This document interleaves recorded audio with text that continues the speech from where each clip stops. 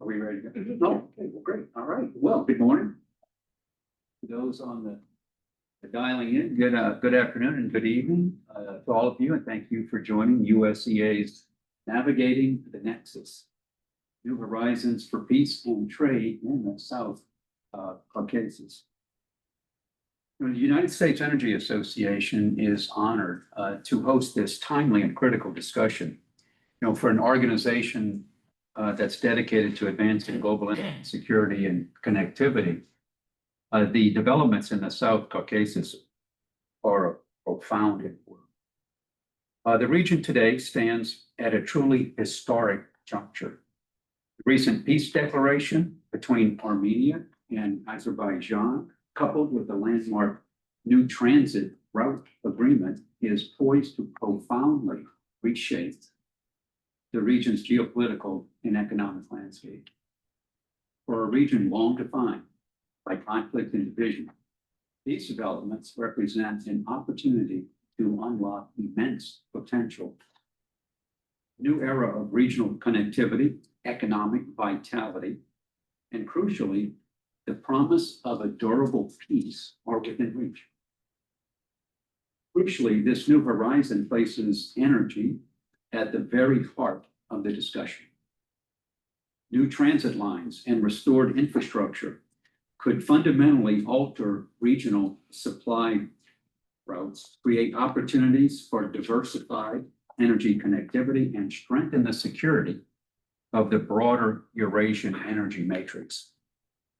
However, this new future requires careful and deliberate navigation. It presents a complex nexus of opportunities and challenges, from the geopolitical maneuvering and economic infrastructure demands to the essential energy security and humanitarian implications. Over the next couple of hours, this dynamic forum of today will serve as a vital platform. We have convened a distinguished group of experts and policymakers to move beyond the breaking news and dive deep into the tangible realities into this shift. We will explore how energy, trade, and infrastructure projects can serve as the foundation for regional integration. Thank you again for joining us today, and let us begin this essential conversation on powering peace and prosperity in the South Caucasus. Melissa, would you like to take over from here? Yes, please.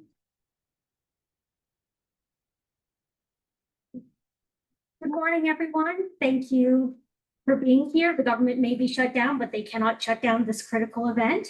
My name is Melissa Brown, Senior Program Coordinator for USEA, and I'm delighted to welcome you to our first panel of the day, a historical and economic background. This panel is designed to provide the crucial foundation for our entire event. This new transit route is poised to fundamentally reshape the region, but before we dive into the strategic, economic, and humanitarian implications, we must first understand the historical context and the current economic realities that have led us to this point. I'm joined by two outstanding experts, and I'm honored to introduce them. First, we have Maura Clune from the European Union delegation to the United States, who's a political counselor. Next, we have Charles Sills, a board member and senior advisor for International Security, Energy, and Environment at the America-Eurasia Center Business Coalition. Welcome. So first, we'll start with Ms. Clune. How does the European Union view its role in ensuring the economic viability and long-term sustainability of the recently agreed upon transit route? And what immediate financial or technical support mechanisms are being considered to operationalize it? Thank you, Melissa. Thanks for the invitation today, the opportunity to speak. First of all, the European Union warmly welcomes the historic agreement between Azerbaijan and Armenia, and looks very much forward to it being actually agreed and the work that will go into that. At this stage, the European Union is thinking about what would be the most appropriate. We are in discussions with a variety of partners to see what will be the most appropriate support. But I think if you look at the way the European Union invests in the Eastern Partnership with all our neighbours, it's more a question of, for us, what would be holistic support to the peace agreement. That may include the trip, it may not include the trip, those are decisions to be made. But in terms of then of what kind of support I think that we could offer, I think we would be looking at certainly potentially investing, providing investment to connectivity, of which there is a huge need in both countries and across the South Caucasus. Let me also take the form of technical assistance. I mean, we have experience in managing customs borders, in developing integrated mechanisms, all those kind of things. So it could be that there's a combination of projects that we put forward. Can be financial, can be technical assistance. It depends on what is actually required. But I think our position overall is that it must support the peace agreement and all the elements that go to make that up. Thank you. Our next question is for Mr. Sills. From an international security and investment perspective, what are the primary geopolitical risks that the new transit route and peace declaration failed to mitigate, and how might these unaddressed risks affect commercial interests in the region?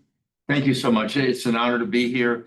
And the U.S. Energy Association over the years has been a fantastic organization and mentored and collaborated with so many countries across the world on electric grid modernization and all of that. So it's wonderful to be here. From a historical perspective, by coincidence, I had the good fortune to be in China for 3 weeks in September, including a visit to Xi'an, one of the original starting points and jumping off points for the ancient Silk Road.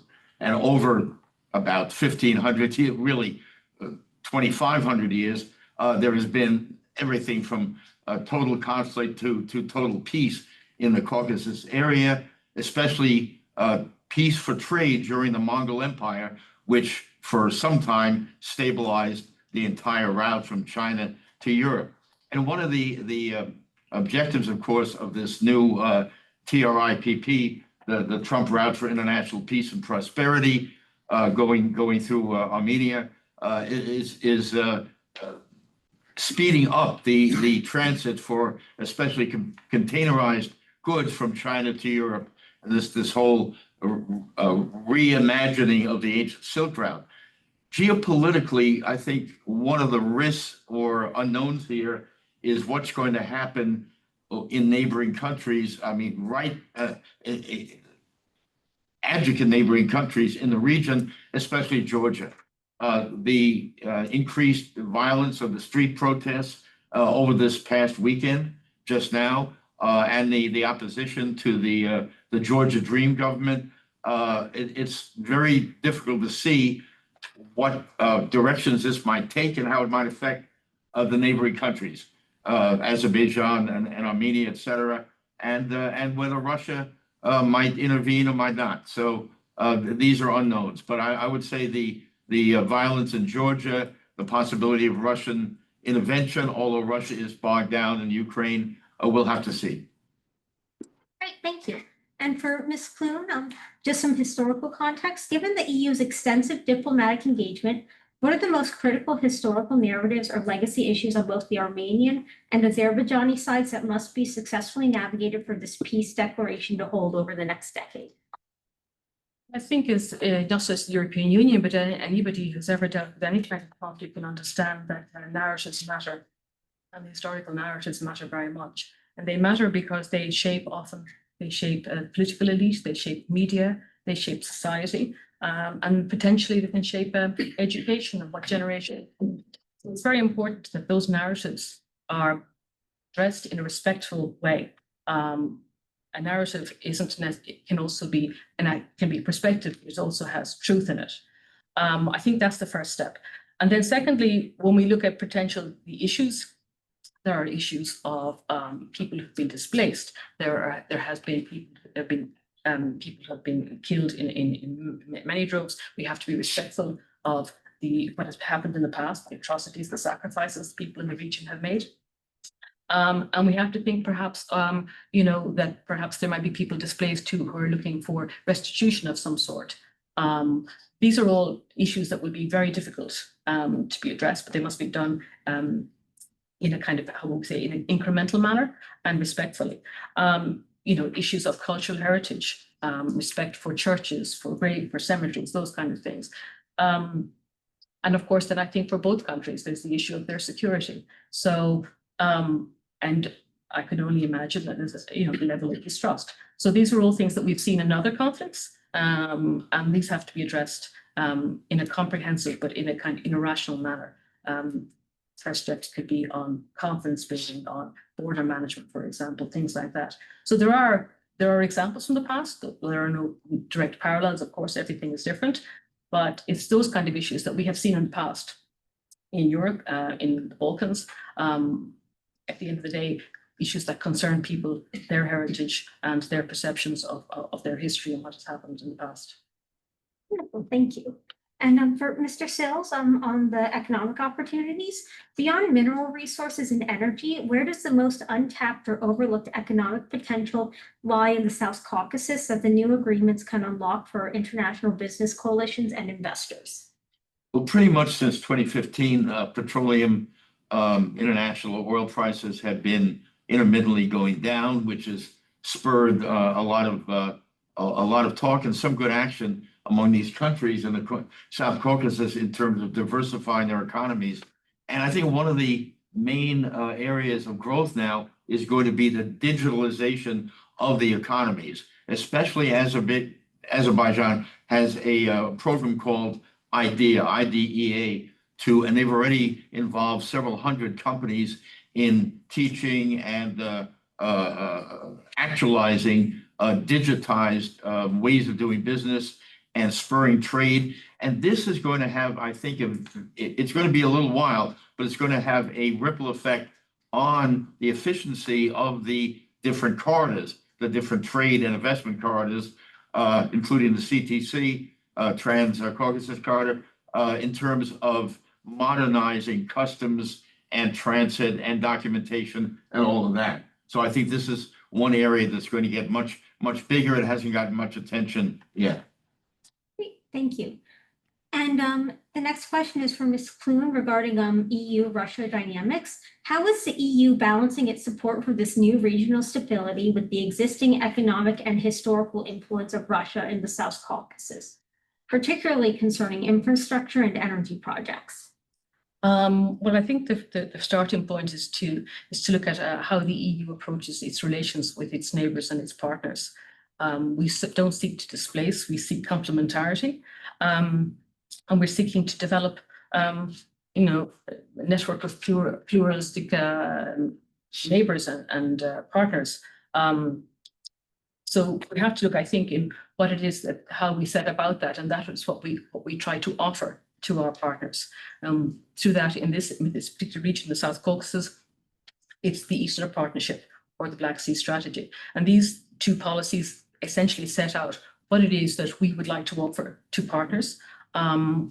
They can take as much of it as they want or as little as they want. It's flexible, it's differentiated. And essentially what we offer is essentially that if you sign a deal with the European Union, you get a reliable, predictable partner who sticks to what they've signed. And to back that up, we are looking at things like the Global Gateway, which is an infrastructure objective. And as Mr. Sill said, we're focusing on things like connectivity, energy, digitalization, anything that actually speeds up business across borders. But it, again, through the prism of sustainability. And what I mean by that is that it must be a long-term project that we're looking for, that brings value to the country, brings value to its societies. And that's how we look at it. I mean, we're not looking at essentially a zero-sum game. We're looking for partners who are equal partners and who have as much to gain from whatever it is that we do. So we're not looking to displace, we're looking for partners. And that's what we offer. At the end of the day, the European Union is not a military power. I think whatever power that we have lies in our market, our ability to regulate. And this is what we offer. We offer friendship and we offer a network, not a sphere of influence.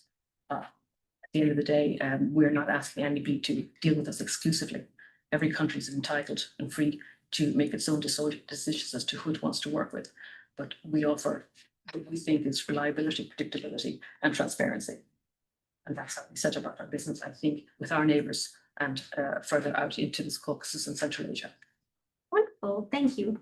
And from Mr. Sills, On investment confidence, what concrete early stage actions, such as legal reforms, regulatory alignment, or transparency initiatives, must the governments of Armenia and Azerbaijan take to build sufficient investor confidence for large-scale, long-term regional development projects? Well, including the usual objectives of reducing corruption and making doing business more efficient in each of these countries.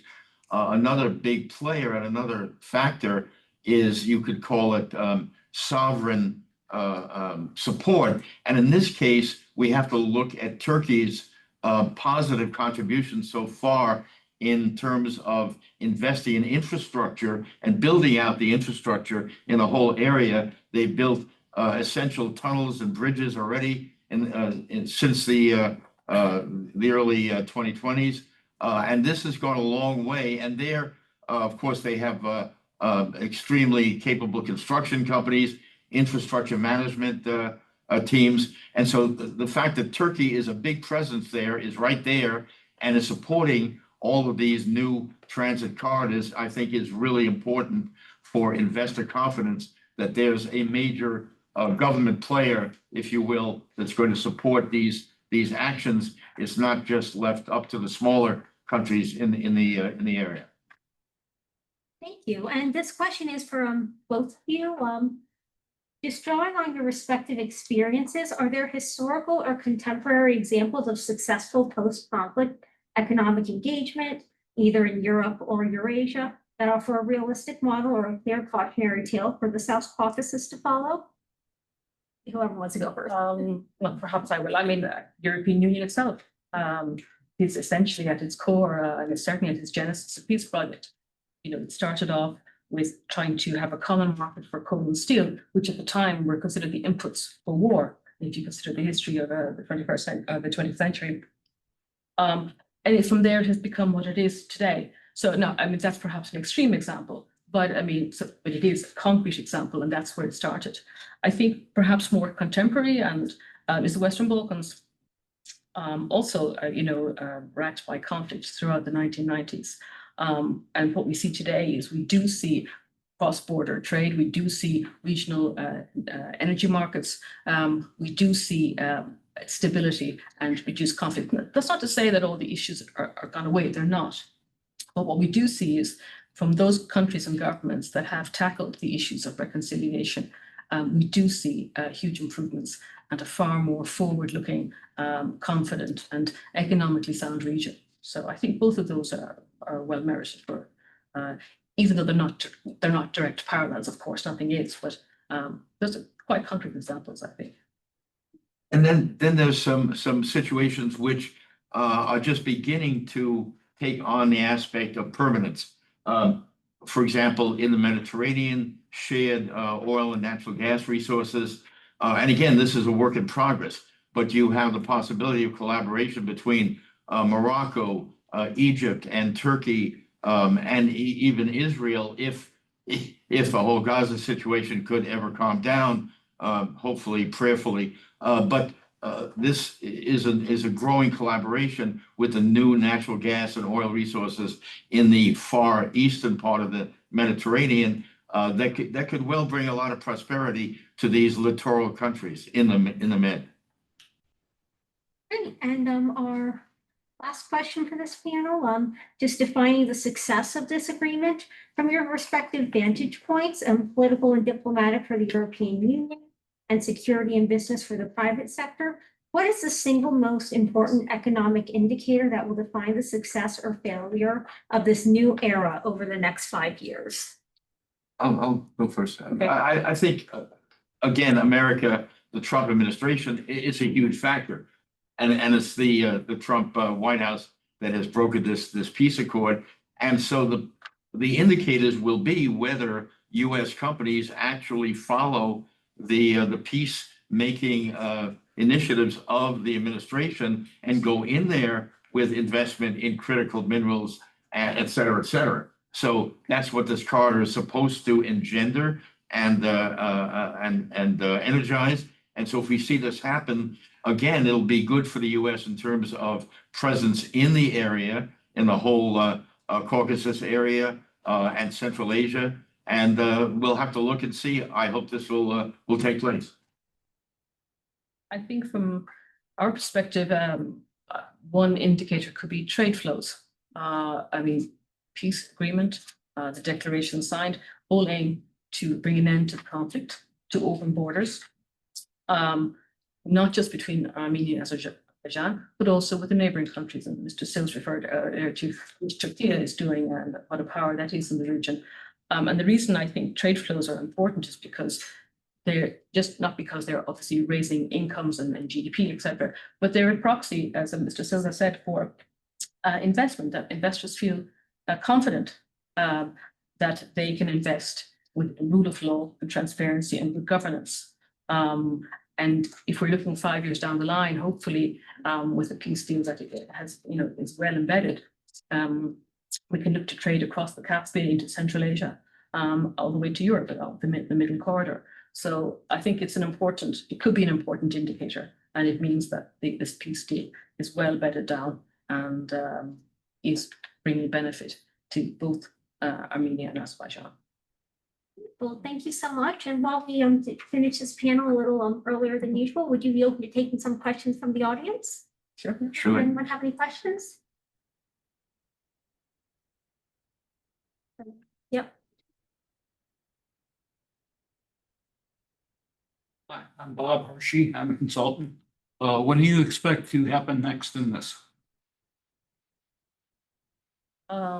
Well, I think there are discussions going on as to what are the best next steps. There are a lot of modalities to be worked out. This is not necessarily the trip route. It's a wonderful idea, and hopefully it is the key to unlocking everything. But making that operational and making it concrete requires a lot of steps. So the important thing is to ensure that there is momentum. I think there is. And certainly the intervention by President Trump has certainly brought the light, and we need to keep the light on the conflict and on the region and to keep moving forward. I think initially we'll be looking at what partner could bring whatever to the table. It's been 2 months to mobilize investment which will be a significant nature. It's not just investment, as I said earlier. It's that Mr. Sills has alluded to. It's proper customs, integrated border management, all these things. It's a very complex undertaking, but there is a genuine will. This is a huge diplomatic breakthrough, working on the brave work of the leaders of Armenia and Azerbaijan. So it's an opportunity that must not be wasted. That's a very, I know, generic answer, but I still think it's true. Well, as you said so well, it's a matter of taking the corridor off the map and off the paper map and putting it on the ground and actually making it physically, infrastructurally workable. Hi, Bob Sakuda, former ambassador to Azerbaijan, former PDAS for Energy and State Department. Nothing really for you. And that is because, we worked for a long time on getting hydrocarbons out of the region. And awareness of climate change and what this means, the shift that was really quite strong in the EU in the past commission, I'm not sure where it is now, sort of redirected, and in some cases, I think for the Azerbaijanis in particular, sort of seen as a discouragement for production of gas, even though it's important for countering Russia's weaponization of energy. If you can, I realize it's not necessarily entirely your side of the house. Can you talk a little bit about how the EU is looking at this question of trying to sort of get the energy out of the region, both in terms of the traditional energy, the hydrocarbons that the world's still using, but also the green side of things, the potential for wind and solar is particularly strong in Azerbaijan. How do we sort of get that out, and what role is the EU playing to sort of still get the traditional hydrocarbons out of the that the Union still needs? Sure. I'm not an energy expert. I need to preface my remarks by that. But you're quite right. I mean, I think that the Southern Corridor, I think perhaps Azerbaijan is slightly disappointed that as much has been consumed as it would have hoped.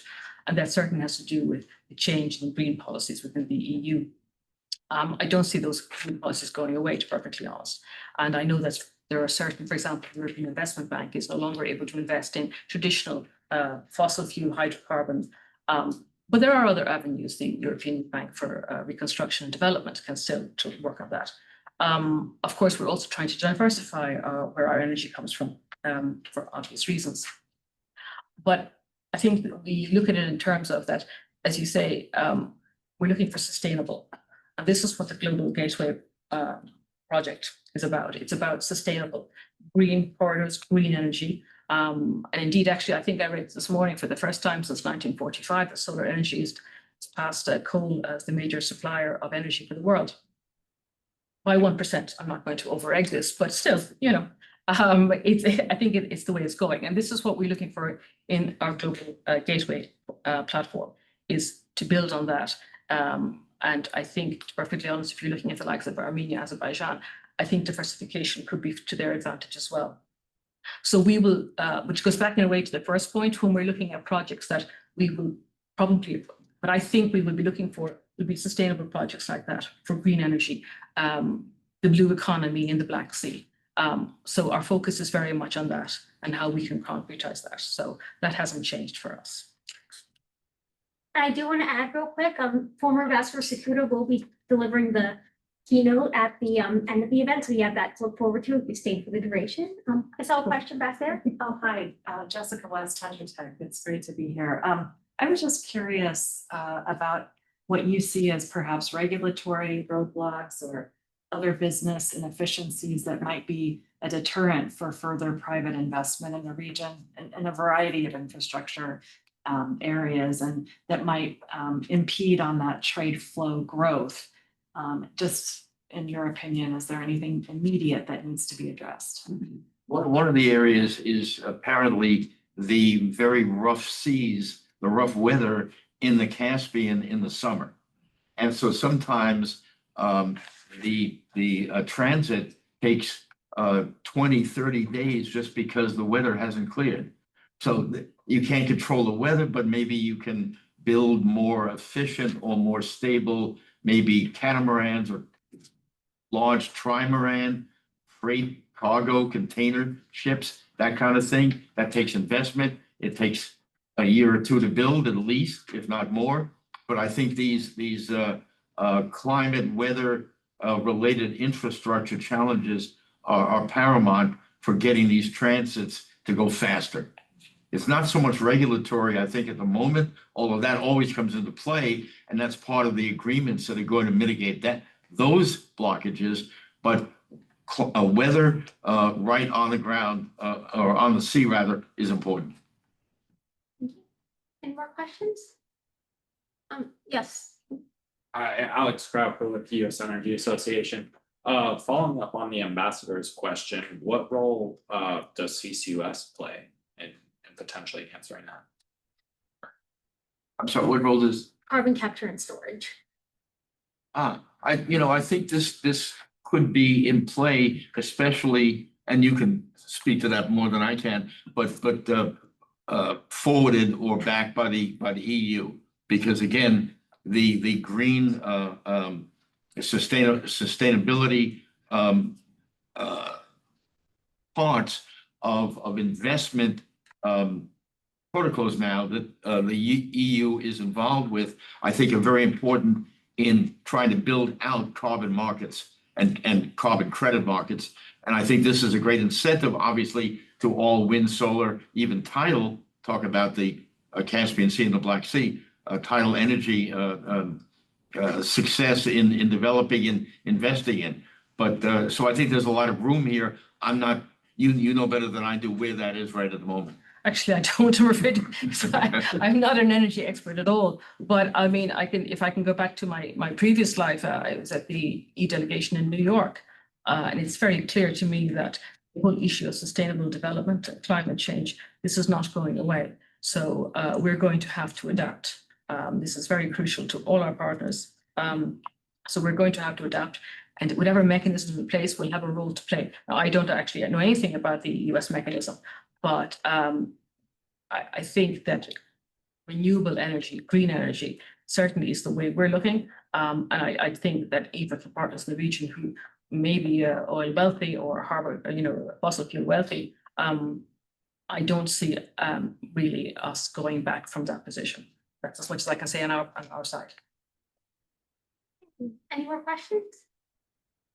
Let's give it up for our first panel today.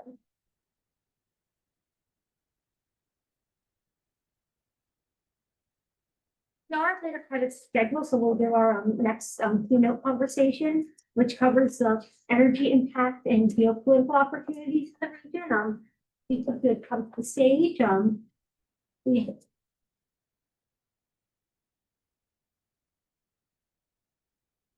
joined by Will Poland, who's a senior program director for USEA, Dr. Eric Rubenfeld, a senior fellow at the Caspian Policy Center, and Steve Burns, the vice president of Energy and National Security at the Institute for Security and Technology.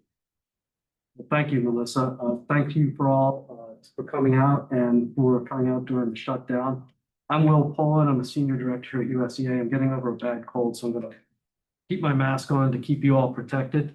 I want to thank Eric and Steve for joining us here today on what I think is going to be a very interesting discussion. And let me set the stage a bit, and then I'll turn to some questions, and then we'll turn this into a dialogue between the three of us, and then have time for Q&A as well. So when I think of the energy sector in the South Caucasus, I almost think of something that has been stifled in its development. We think of the Soviet legacy of a very loosely connected infrastructure in the region, both from an electrical and natural gas perspective. One would think under the Soviet system of central planning, there would have been a great deal more of interconnection. We don't see that in the South Caucasus. And the conflict between Azerbaijan and Armenia and Turkey's peripheral but important role there prevented an extension of what would probably have been greater connectivity brought about by market forces in the region, because there's complementary resources from an electricity and natural gas perspective within the region. And so this conflict prevented that from happening from our perspective. And this trip agreement creates an opportunity, perhaps once in a century opportunity, for the region to take the organic pathway maybe it would have taken had the conflict not been there, both from an electricity interconnection and a natural gas perspective. I think that Eric and Steve, who both served on the National Security Councils for different administrations, have a unique perspective on what it will take to make this happen, to make this interconnectivity happen. One of the most important, I think, elements that can come out of this agreement is improving Armenia's energy security, which has been the holy grail of the energy policy in the South Caucasus from a development perspective. And Steve, you and I have logged a lot of miles in the South Caucasus. Yeah. And we traveled to Armenia, I guess, in 22 or 23. I don't remember. I think it's 23, last time we traveled together. So I wonder if you could just paint a picture of what the challenges are for Armenia in terms of its energy security, and maybe how this agreement could help. And then I'm going to turn to Eric and ask you, Eric, I'm going to plant this question with you, Eric. What are the steps that need to be taken to make this agreement more concrete? So Steve, paint the picture for us in terms of what Armenia is suffering from and how this agreement can help. Happy to. And I'll say that Eric logged just as many miles. He just never had the pleasure of traveling with the two of us. So maybe we can change that in the future. I look forward to that. Okay. So I'd say the South Caucasus has always been a bit of a conundrum, right, from a security standpoint. And we all will bring our own lens to it, and thinking from that security angle in Armenia. Right, it's always been about securing, at least from the work I've done, about securing Western interests or expanding some of non-allied influence into the region and or the interconnectivity.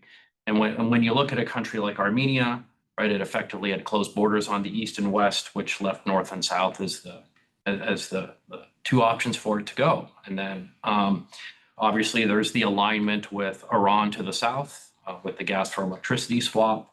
Okay, and then as you look to the north, you have Georgia, which came up on the last panel, which is a point I think we really need to internalize here is we're speaking of Armenia and Azerbaijan, but Georgia is going to be key to any future, I think, peace in the region, at least for initial steps, because it becomes almost that pass-through or that, I will say to the extent that it's credible, neutral arbiter, right? And we can get into that as we get into gas swaps and other things, maybe as we get further into the panel. But going beyond Georgia, you obviously have Russia, right, further to the north. And Armenia has too long been dependent on Russia for gas supply, for nuclear fuel supply, for prior to the conflict for security guarantees, right, which kept Moscow's fingers, right, in Yerevan for, I think, far too long. And where we are now is there's just, I think, potential to finally break that grasp, whatever the appropriate term is. We need to walk into it with open eyes. Again, the prior panel, there's so much history, and I think Eric's far more expert in the history there than I am. But when you see Armenia of 10 years ago, natural gas from Russia and Iran, okay, no real indigenous fuel supply. It had its nuclear plant that was aging and should have been shut down 10, 15 years ago. It's continuing to operate, okay, again, but fuel supply coming from Russia. No real interest in developing there, right? Or developing new nuclear there, right? From the West, the market just didn't support it. Okay, so not to mention post-Fukushima, the nuclear risk, you're going to get to underwrite it and so on. So with this, if we can unlock those borders, I think that is maybe a first step to removing one of those major lever points that Moscow had in Europe. But that'd be my. Yeah, I completely agree. I think that the opportunity for Azerbaijan to supply gas to Armenia, for Armenia to develop interconnections with Turkey now, and from an electrical perspective, create an environment where Armenia may eventually reach its more secure energy status. And Eric, you in your piece written shortly after the agreement was announced, you mentioned that for this agreement to really hold, Armenia has to realize a tangible benefits. It has to see that there is benefit here, and I think the energy security angle is one of them.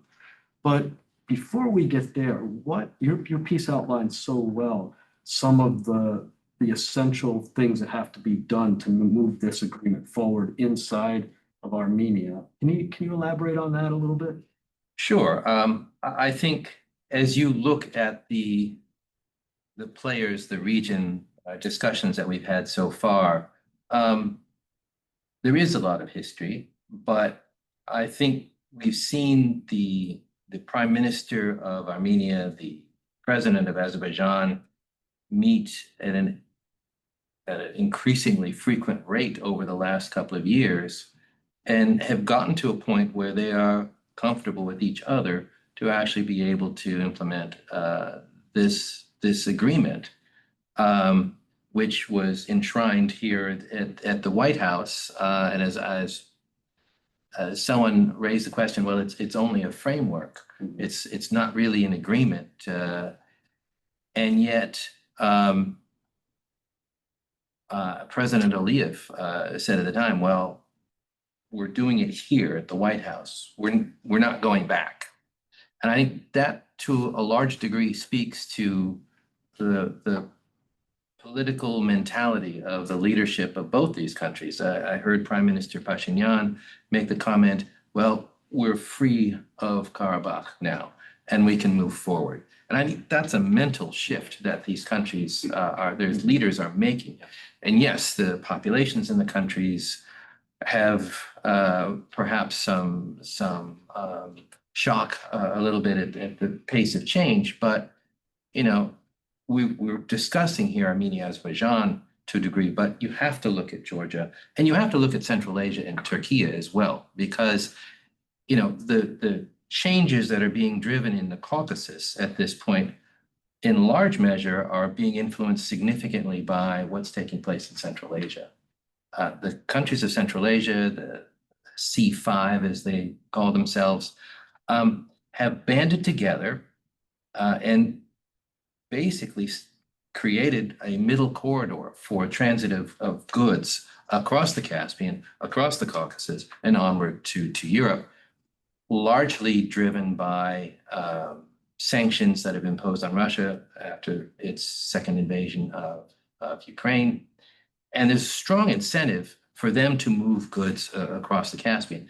But, 5 years ago, this was not really possible. There were some ferries that would move across, but it was nothing regular, nothing that could be for business to invest in. That's become now a remarkably effective and powerful transit corridor. And this trip corridor has the potential of doubling the middle corridor's freight throughput. I mean, in the last year, the route that runs from across the Caspian, across Azerbaijan, across Georgia to the Black Sea, the amount of freight has increased by a third just in 1 year alone. That corridor is starting to max out in the amount of trains that can move, the amount of freight that can carry. And so this other outlet that would basically bridge and bring Azerbaijan and Armenia and Turkey together provides a unique opportunity to concretize both the peace process and provide a peace dividend, but also provide, a remarkable throughput that brings Central Asia across. And we've seen the Central Asians come and speak to the Azeris, come and speak to the Armenians. We've seen Turkey engage with these things. There is a strong incentive from all of the neighbors to actually help solidify this process. And so it's a long way of getting to answer your question, but I think seeing the neighborhood come together is very, very strong. Obviously, the EU and its engagement, the United States and its engagement, all of these coming together to help support these countries to look more to the future than to the past, I think is key. I'm glad you brought up Central Asia, because we have been tracking the potential for an energy corridor from Central Asia to Turkey and on to Europe as Central Asia builds out renewable and other generation capacity, also for natural gas. And I agree with you that the trip corridor provides a potential route for that transit as with freight for energy. From your perspective on from the Caspian Policy Center and the special status of the Caspian, what difficulties or impediments could we see if we were thinking about an energy corridor, whether it be a submarine electricity cable or a gas pipe across the Caspian, given the actors who are condominium owners of the lake, let's say? Yeah, it's the $64,000 question. In the first Trump administration, when I was in the National Security Council, we were very pro gas pipeline across the Caspian, bringing Turkmen gas directly across to Azerbaijan. The volumes in an interconnector pipeline would not be huge, maybe 10 BCM, but that amount of gas would be tectonic for the politics, the geopolitics of the Caucasus. It would provide Azerbaijan some extra gas that it needs for its own purposes because it's selling its own gas to Europe at a premium price. Right. But it would enable both Armenia and Georgia the options of having gas supplier diversity, which they don't have now. They're dependent on Russia. Sure. Cutting the umbilical, if you will, to Russia provides them incentives, again, to work with each other. And when I worked in the Biden administration, we also were very pro stance towards seeing that pipeline completed. But the players themselves have to be willing to take the risk. What we've seen is continued swaps, but that is a very small amount of gas, not enough to achieve the objectives. We're also seeing the Kazakhs and the Azeris talk about wanting to build a direct oil pipeline across the Caspian, which is a significant expense and undertaking, but that they are even openly discussing this, I think sends very strong signals to the international community, certainly to Moscow, that we're engaged in business here and we're going to do what we think is appropriate for us. You see among these countries the development of economic sovereignty as they develop trade, as they develop energy. This connectivity that we talk about is so key to this region's forward progress. We're seeing digital cables being proposed across the Caspian. We're seeing a number of things. Interestingly, the level of the Caspian is dropping, and one of the factors that was used against any pipeline across the Caspian in the past was, well, the weather extremes make it impossible. Well, as the depth continues to go down, it's not as difficult as it has been, and the expense may not be as much as it was. But you're seeing Kazakhstan moving oil in drums, in freighters going across the Caspian by boat at this point, which is not very effective. But it's a political statement. It's an economic statement to a degree. You see a political will among all of these actors to start to work together. And that's something that's been missing from this equation. So I'll stop there. Well, could I jump in? But this relates back to sort of the point I was trying to make at the start there, which is it's really exciting to see this East-West orientation now taking root in the countries across the region, right? And I'll give credit to you and throw it back to you to speak to some of the work you've done. Like for the longest time, Will would work tirelessly in terms of promoting East-West electricity trade, East-West gas supply, right, through the Caucasus, in part to break some of that North-South orientation I talked about. But also, I think the mantra we had, right, was let's get the technical work done while we wait for the politics to catch up, right? So that there's so much planning that's been done on the infrastructure side. And one of the things USEA has been really successful at, both here in the United States and overseas, is how it's convening authority and how it can bring the technical groups together to talk about issues. So I think the time is right now to have some of the technicians from the respective countries at the table to work out more optimal solutions for energy trade.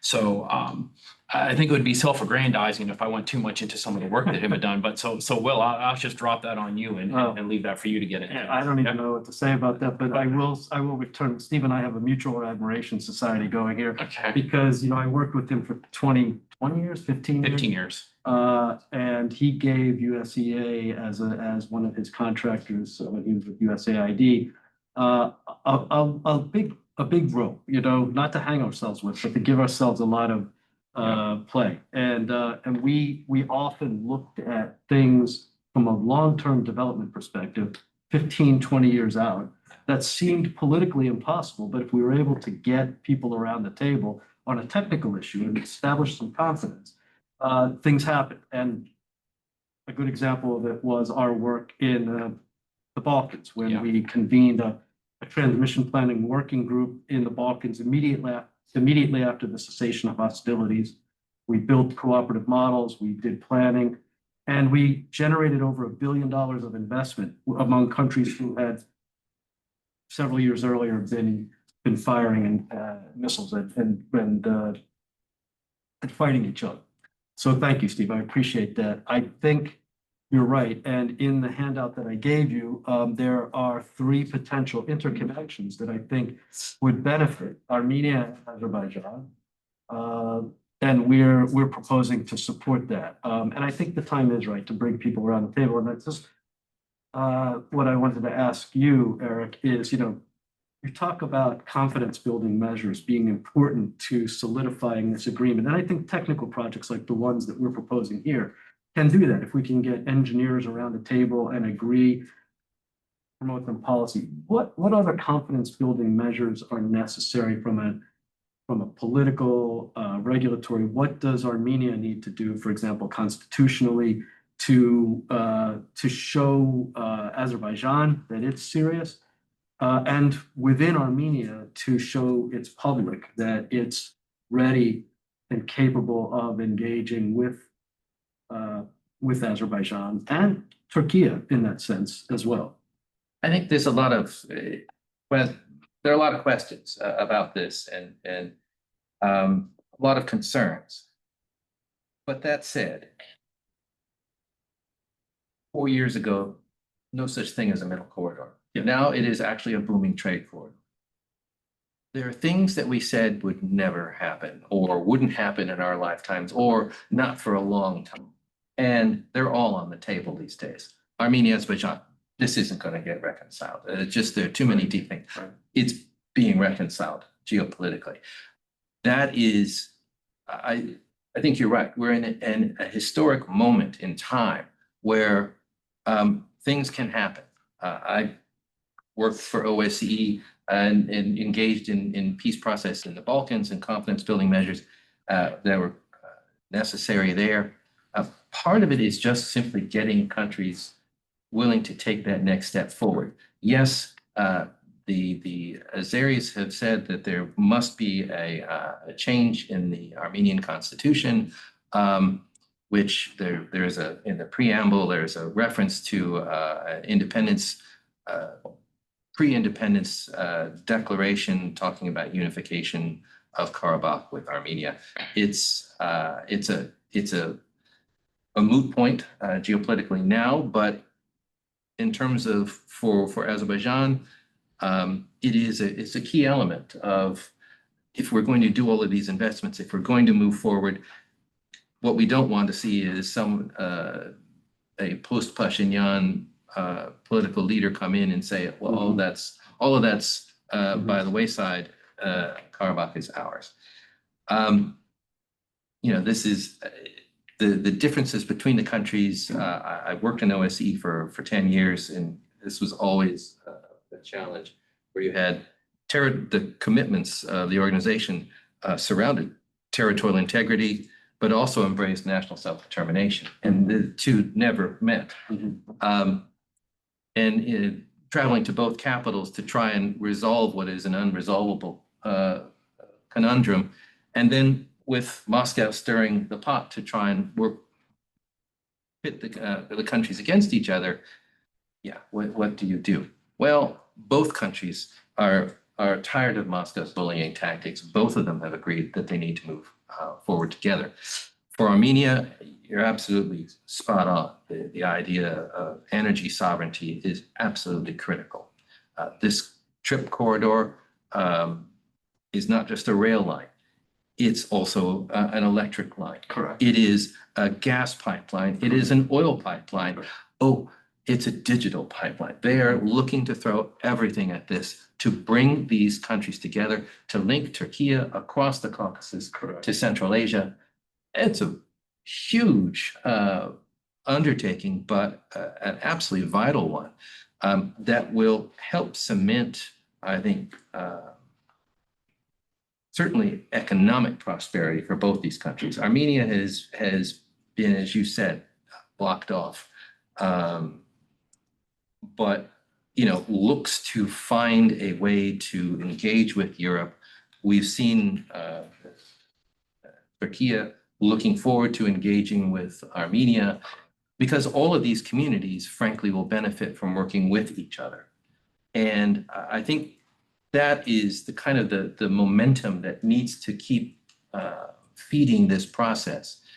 And so support from everyone is absolutely vital to move the process forward. It's been some time since the TRIP agreement was signed. What are the next steps? Well, certainly international donors, international engagement.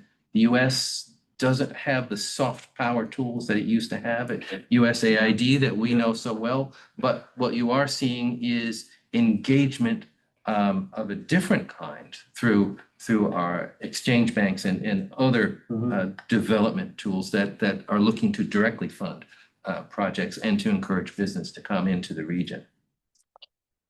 Could if because I'm always the cynic, I always got to throw the cautionary tale as well. Sorry. So to the point on the soft power tools, I think that's something that we should be sensitive to going forward, and making sure that the support that's provided is well targeted, leads to these near-term wins. Okay.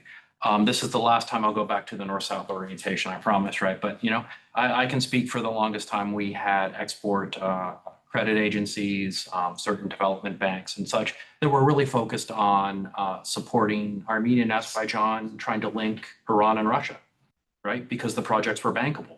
And bankable doesn't always mean it's a good project, right? So we just need to make sure that we've been setting the appropriate targets, are linking finance to this orientation that we would like to encourage this rapprochement, if you will, and this orientation towards peace and supply to Europe. So Just jump in. This is exactly right.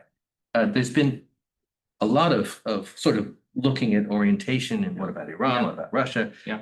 Russia is surprisingly to everybody fully engaged and occupied with Ukraine, and doesn't seem to have the bandwidth for as many of its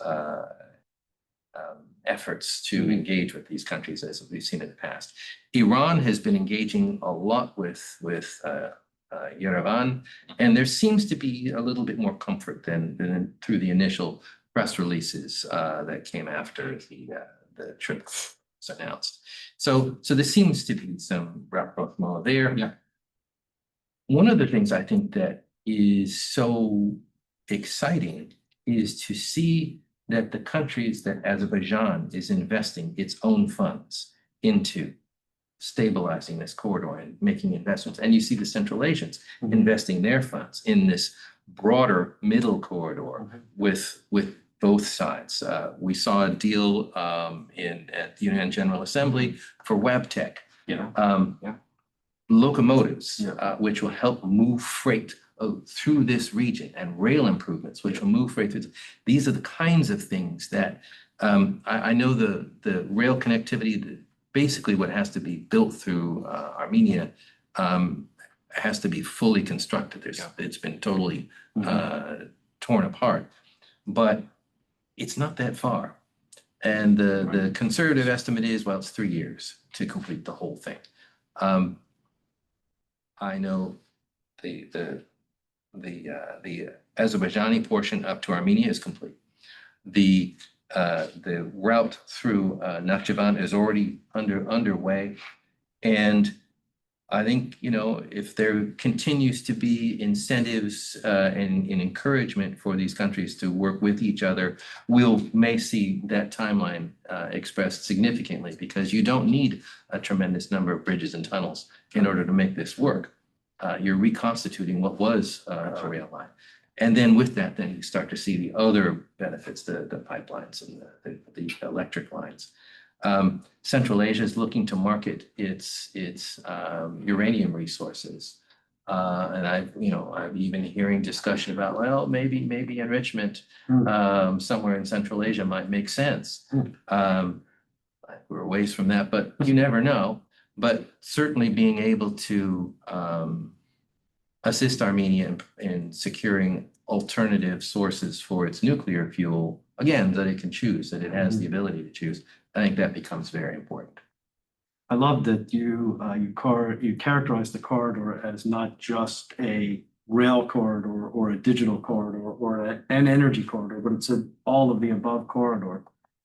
Let's take a moment, Steve, and do a little bit of a deep dive on the energy situation in the South Caucasus, right? So Southern Caucasus. If we think about it, if we start, and it's important, I think, also to take Georgia's equities into account here, because we don't talk too much about that. From Armenia's perspective, we have a country that is relying on a nuclear plant that should have been closed, a decade or two ago, with no domestic fuel resources. In an earthquake zone. In an earthquake zone, correct. And no containment. Correct. We have a situation where they are relying on both Russian and Iranian gas for their fuel supply of for their thermal generation and for their gas to electricity swap. Yeah. So if we see an opening where Armenia can now connect with Turkey, and we have an opportunity for it potentially in the medium to longer term to receive gas from Azerbaijan, what does it do for Armenia's energy security and for the geopolitics of the region? And how can the US sort of be a leader to reset the Southern Caucasus in a way that is amenable to US interests? Well, I think Eric started to touch on this, right? It's about diversity of supply.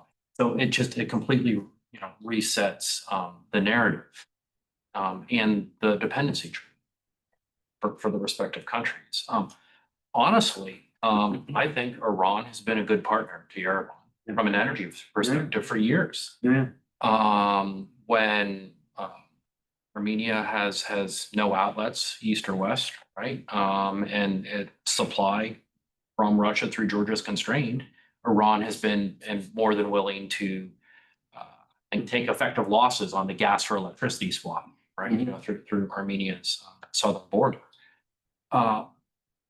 Without speaking to any geopolitical tensions with Iran, I mean, just noting that there is conflict ongoing still with Israel, and there is maybe potential for that stable supplier, right, to Armenia to no longer be stable, and so that's a risk going forward.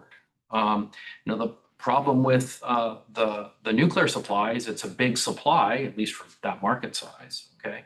But it's almost too big of a single supplier for such a small market that doesn't have a lot of outlets, okay? And not to go too wonkish into it, right? But Armenia is synchronously connected with Iran, not with Azerbaijan, not with Georgia, not with Turkey. And so they're reliant on Iran for balance. Okay. And so, what is it going to take? One cold winter, right? If things go bad, right, to just completely reset this and have a retrenchment, right, within Armenia. So I think it's critical to get those supplies or those alternate supply sources, right? But then at the same time, we need to be thinking about longer term how Armenia needs to align its electric power system, right? Should it be considering interconnection more closely with Turkey, right? Should it, I guess Georgia and Azerbaijan are on the Russian UPS system, right? But Russia owns yeah, part of their distribution That system, is- so that's kind of a challenge. that was the playbook for all the years, right? Yeah. We'll give you underpriced fuel and then you can just give us infrastructure asset back in payment. So maybe to answer your question very simply, Armenia's energy security status is not good. Okay, and so it's going to take that investment, but to Eric's point, it's really going to take that soft power as well about those aligning of. Much as was done with Ukraine, right? Pre-invasion, right? There was so much work that was done getting it ready such that when the time happened, it was able to switch over and reach. So I don't want to give the audience the impression that this is a discussion about Armenia's energy security, but it appears, from my perspective, Armenia's energy security is somewhat the straw that's stirring the drink because it opens possibilities for trade with Azerbaijan and gas. It opens possibilities to connect with Turkey that weren't there before. And the Turkish interconnection provides a potentially game changer for the Southern Caucasus because we see for the first time that Armenia could align itself with Europe and ENTSO-E and potentially in the long term synchronously connect to Europe and Turkey the way Ukraine connected to Europe and disconnected from the IPS-UPS. It would require that Armenia disconnect from Iran. But if we think about Iran and Iran's current state, its ability to continue this trade, I think, is maybe questionable, right? The gas for electricity swap, they're having difficulty producing, I think, gas. They're having difficulty supplying their own consumers. And I don't know how long Armenia can rely on that. So being able to connect with Turkey, both for supply and for Turkey's ability to balance the system. And this becomes increasingly important as Armenia installs more and more solar capacity, which it's doing. It's its only indigenous resource. So it's got an intermittency problem, and it's solved by Iran currently. And I just don't know with sanctions and so forth, how long Iran can do this. Turkey seems willing to begin discussions about this. And we've seen Turkish MPs talking about, the complementarity of resources and the ability to work together. So I think you're right. We see this agreement is potentially a game changer. And so let's think about, Turkey's role here. How do you see it from a political perspective, supporting this agreement? And does it turn out to be the winner as a result of this agreement in terms of its influence in the Southern Caucasus? I'll say no, it's not the winner. I'll say that the Southern Caucasus countries and the Central Asians will be the winners for sure. Okay. If they're able to make this thing, and Turkey will certainly profit from it. But there's a meeting of the Organization of Turkic States summit that's concluded today, and all of the leaders discussed this peace agreement between Armenia and Azerbaijan. They are all conscious of this and the importance, and see the importance of it. I think, again, in terms of the mentality of the leaders of these countries, they see this as their moment to be able to do what, those of us that worked in this part of the world when the Soviet Union broke apart, we're hoping that we would see this moment, and it didn't happen yet. Exactly. Well, they're ready now. And they are taking actions to develop that kind of sovereignty and choice that enables them to be quite independent. And so energy independence is key. Certainly that has been, one of Moscow's tools to disrupt them. And I think, I'm sorry, your question, you asked me. It was, I think you've answered it. All right. You've done fine. Thank you. Steve, one question for you. You mentioned it, and Eric, you as well, the importance of soft power.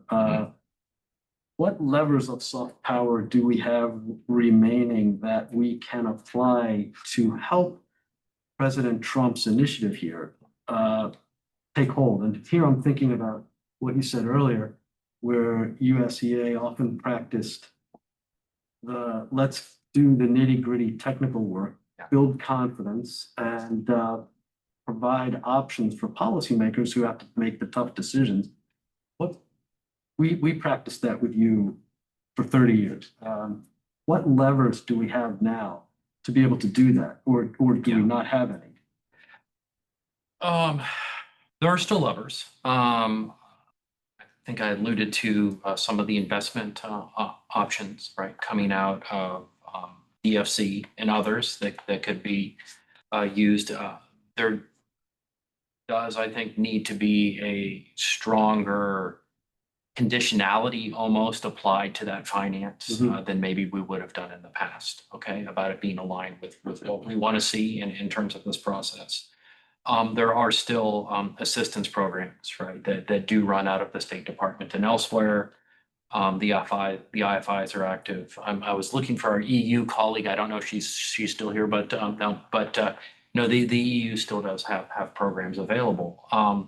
But I would be remiss if I didn't say I think it's a little unfortunate that with this opportunity, we don't have some of that soft power that's still available. I don't think that's self-aggrandizing. It would be, I think, critical to help solidify this movement, right, that's been started by the agreement. Yeah. Melissa, how are we doing on time here? Keep going. Okay. You should ask the audience that.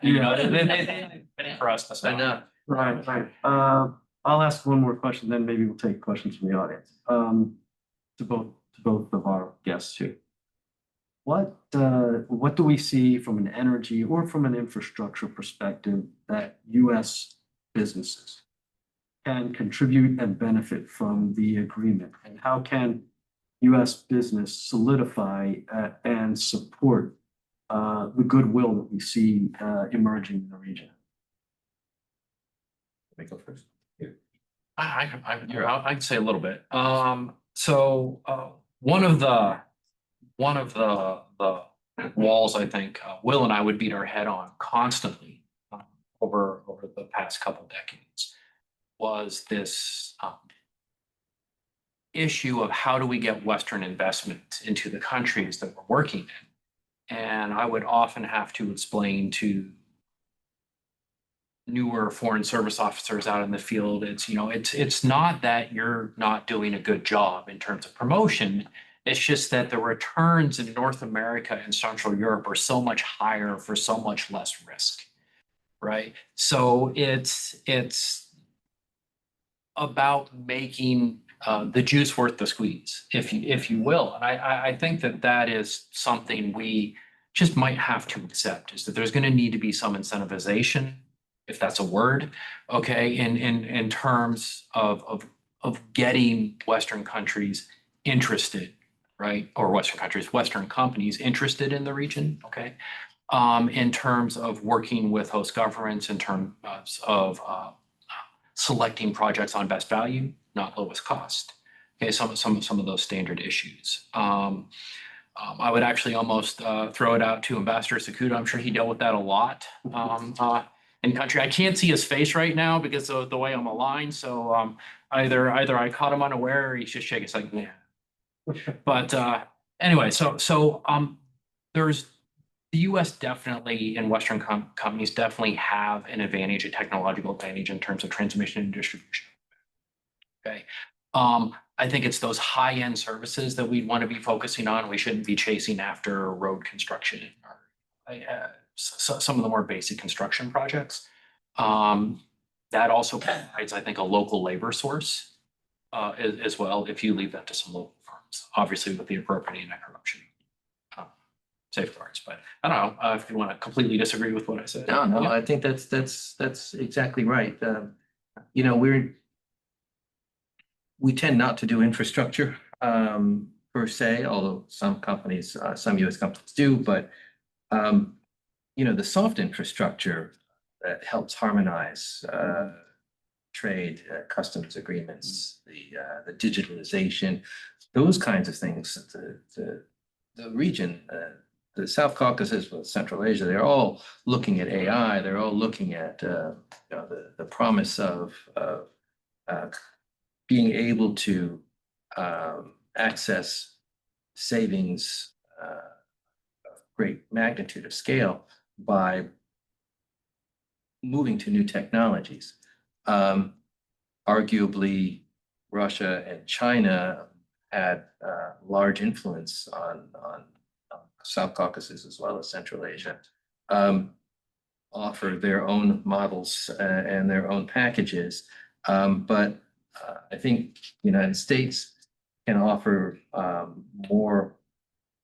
I don't want to overuse the word sovereignty, but being able to provide them more security and kinds of offerings that they can afford. And I think since the last question, I just simply say, there is no trip corridor absent Central Asia and its movement of goods across. There is no market for it per se.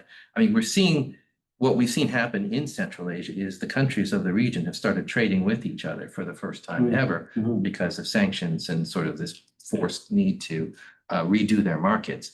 And with peace between Armenia and Azerbaijan, and I heard this from Turkey, the opportunity for trading with each other there helps local markets in ways that haven't happened. And certainly, Georgia has always traded with both the countries, and so there's an opportunity to create that network of trade.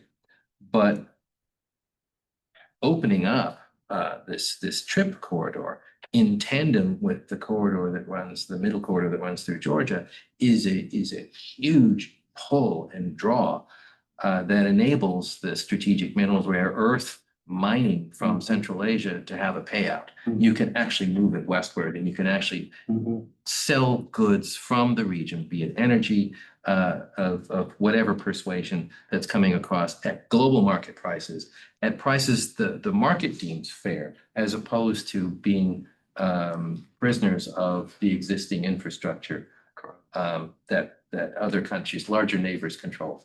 Right.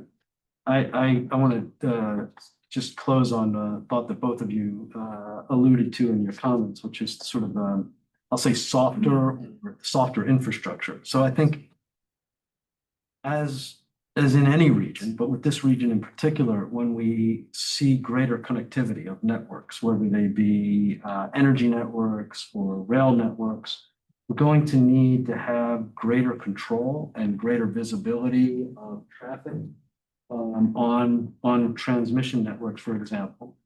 And as regions that are separated by hundreds, if not thousands of miles are connected, visibility and control become paramount to reliability and security.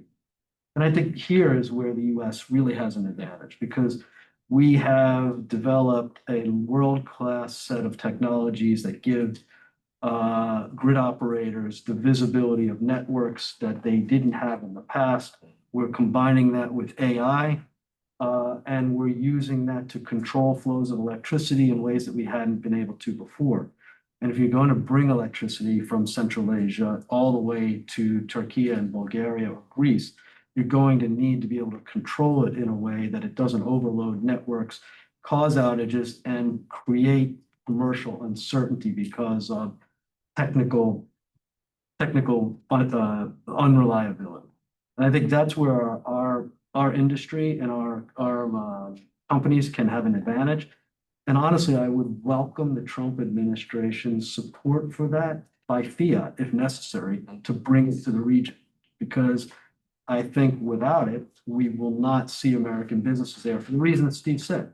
This is right now in the United States, we've got growth of electricity demand like we haven't seen since the golden age of electricity in the 1950s. And it's the land of milk and honey here if you can build a project. If you have to go to the Trip and build a project there, you're going to need someone's going to need to buy down your risk, and it has to be done now through fiat. It can only, and this is where I give the Trump administration a lot of credit. I think they see it, and they see that, look, we're going to leverage this peace deal for our own advantage, and we want our companies to benefit. And as an association that's tried to get US companies in the region for 35 years and has failed miserably, I'll say it out loud, I would welcome the Trump administration, put its money where its mouth is, and bring American companies to the region with the necessary support to buy down the risk. Okay, let's take some questions from the audience if we have time, Melissa. If we have time. Questions? If you had a mic, you should have just dropped it, right? Well, I've been wanting to say that for 35 years. Okay. Yes, sir, at the back. Is there any concern about this submarine cable that would go through the Black Sea? There were cables in the area between Estonia and Finland, and not too long ago they were broken, but they think they discovered the ship that did it. It's headed towards a Russian port. I wondered, the Black Sea is kind of questionable, problematic in many ways. If all was peaceful in the region, it would look great, but have you thought of possibly putting a land cable through Turkey? It'd be longer to be able to do it that way, but might be safer. Well, if Melissa, could you bring up my slide? I think that's a great question, sir. I mean, I think in the past, USEA has championed the Black Sea cable, and I think it's still worth exploring, but it has a lot of risk now, right? It has to pass through the territorial waters of Turkey, and it has to contend with Russian mischief in the Black Sea, right? So, and now this corridor opens a possibility, as you suggest, of a land-based bridge from Central Asia across the Caspian through the Southern Caucasus into Turkey. And I'll show you in a moment on the map what I'm talking about. I think this question that you're asking places Georgia's and Azerbaijan's advocacy of the Black Sea cable into some doubt now. Steve, while we're waiting for the slide, maybe you want to chat about it? No, I think you answered the question well. Obviously, when it comes to power supply, you are looking for multiple routes. The Black Sea cable route that's being spoken of was considered an alternative through the land bridge to Turkey for the longest time. So there, as with any route going near a war zone, there is risk. But and I'm trying to look at the map and talk at the same time now, which I shouldn't do. I should look at you.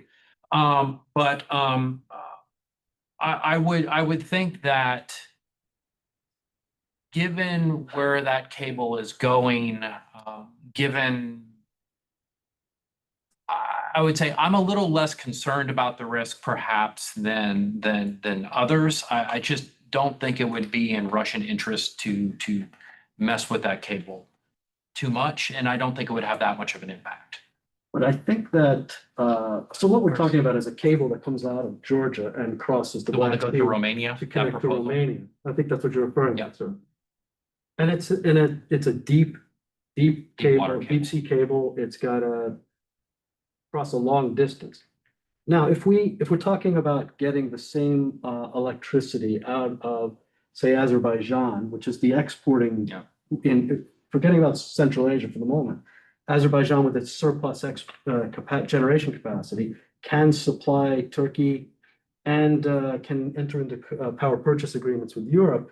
We can see a project where this line is extended through the trip corridor into Nagorno-Karabakh and back up through into Turkey, which would, to me, would be a less expensive, less politically risky and geopolitically risky option. It gives Azerbaijan a direct outlet to a market in Turkey that's insatiable. It can't get enough electricity. And it gives Armenia a chance to either connect to that line, and now Armenia gets an ability to get to Turkey through the trip corridor, or Armenia can connect directly here at Gumri Kars or at Yerevan Igdir. And these are three projects that I think could be analyzed for from an Armenian perspective. But your question about the Black Sea cable, I think this corridor puts that project into question. And I think then the question becomes, what happens with Georgia? Georgia's equities now, Georgia becomes the odd man out. It's got one interconnection with Turkey, right? Over here, and it's bottlenecked by 700 megawatts. So suddenly Georgia now has a competitor has a competition for export capacity from the region. And I think I think it could cause Georgia to rethink its strategy in the Southern Caucasus. I only smile, and it's just from the standpoint of that just completely flips the narrative on its head from what we've been working No, that's exactly right. all those years. I'm going back to the initial back-to-back that you were working on the Georgia. This agreement puts Georgia at odds with the rest from an electricity perspective, at odds with the rest of the region, and it's going to cause it to have to rethink its energy strategy. But if I could ask, just to your point, so your point being that it puts that other line to risk. Yeah. I see that from the supply side, right? But from the demand side, right? Because Turkey does have an insatiable appetite, right? Yeah. But so does Europe. Yes. Right. So I think there's still, at least on the downstream side, there still is a demand signal maybe for supply, For sure. but it just, can you fulfill it? I mean, The question is, can you fulfill it now for we're what's in- gonna what's in the get Caucasus? a little wonky, and I'm gonna Okay. take a moment. Okay. The problem is that Georgia's network is remarkably unreliable. And we proved this with work in your office, because the last thing we did before USAID was canceled was we did an analysis of the scheduled flows of electricity between Georgia and Turkey and the actual flows of electricity between Georgia and Turkey. And what we found was there was remarkable difference. And the reason was that Georgia's network would fail some of the time, and it couldn't deliver the electricity to Turkey that it was scheduled. At that time, Turkey was paying the difference for the unscheduled electricity on its wholesale electricity market. rules have changed and Turkey will no longer do that. So Georgia is now going to have to pay for the imbalances that causes.